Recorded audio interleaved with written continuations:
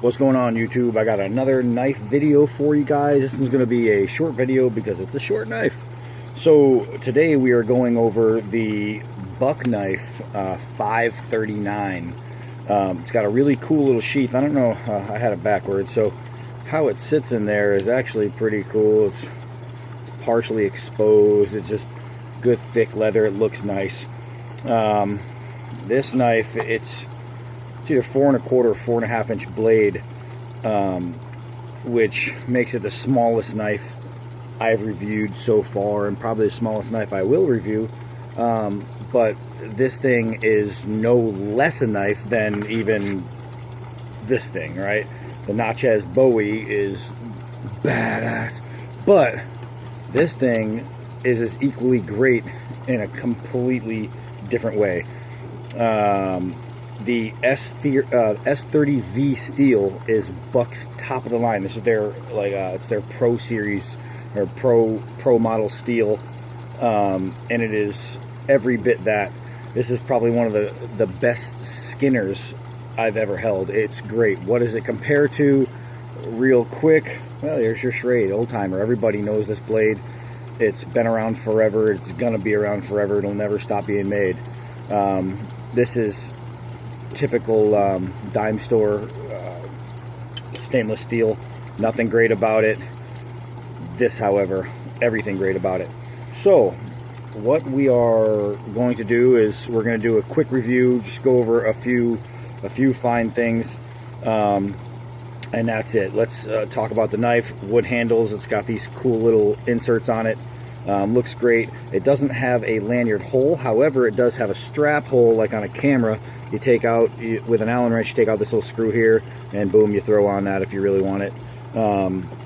It's good to have in the woods because it's such a small knife. If you drop it in the leaves, you might be losing it. It's got this hole, which is really convenient for something, I'm assuming.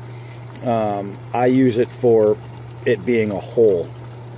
This thing, it's got jimping, which for a small knife, if I'm choking up on it, my thumb is way past the jimping point, so it really doesn't matter to me because of where it is, and maybe because my hands are so big. I have 9 3/4 inch hands, so my span is a lot bigger than the overall knife. So for me, that's not really where it's going to count. However, the gigantic choil here, which is basically just the end of the grip, is really, really lovely. It's comfortable and awesome. This thing is freaking razor sharp. I don't know, let's see if we can make you see that. I mean, it's no effort shaving. Literally no effort. Out of the box. Now I have a bald spot. But man, is this a beautiful, beautiful knife. So let's go over and play with it just a little bit. Alright, so here I have some packaging cardboard. This stuff is really strong. It's been outside for quite a while. It's really, really thick and dense. I was doing some test pieces already, but this stuff is really good to mimic skin because of its hardness. And if you're going to be out there skinning, you want to be able to go through skin. Now I laid down a line. I laid down a line here with the Schrade, pushing really, really hard. You see the thin line. It's really sharp. I sharpened this one to my liking, and it's a very, very sharp blade. This one with no effort, however, I mean, that's not even putting pressure, and this thing makes a much nicer slice.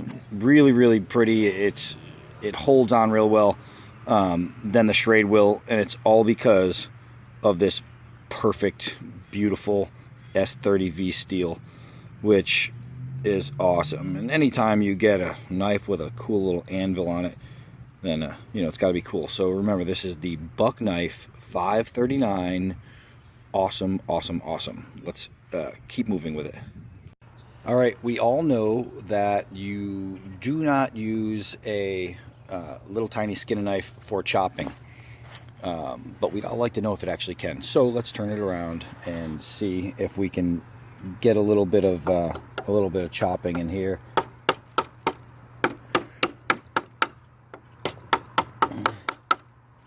So Here's something stupid. I guess if this was your only means and you absolutely had to chop some wood, it'll do it. It might take you, I don't know, 4 to 5 days to get through one board, but it'll go.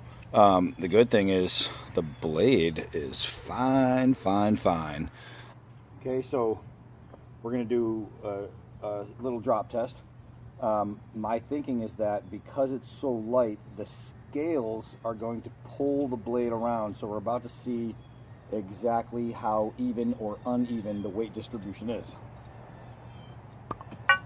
And that's exactly what I thought. The scales are pulling the knife around. In a straight drop, you could see, look at the angle it landed in. It doesn't have great balance, but we're talking about a skinning knife, not a throwing knife, right? And that's the difference. So let's move on. Skinning knives, not survival knives, but let's see if we can get enough blade on there to baton. This will be fun. Actually, yeah, if you have a thin enough piece of wood,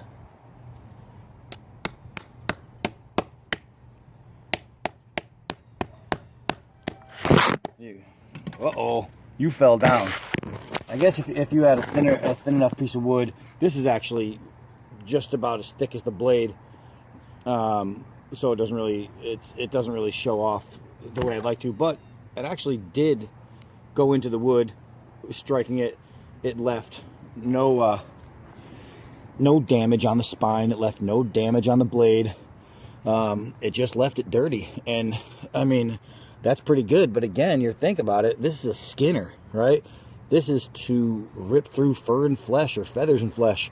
This is not made to bang through wood. This is not made for bushcrafting skills.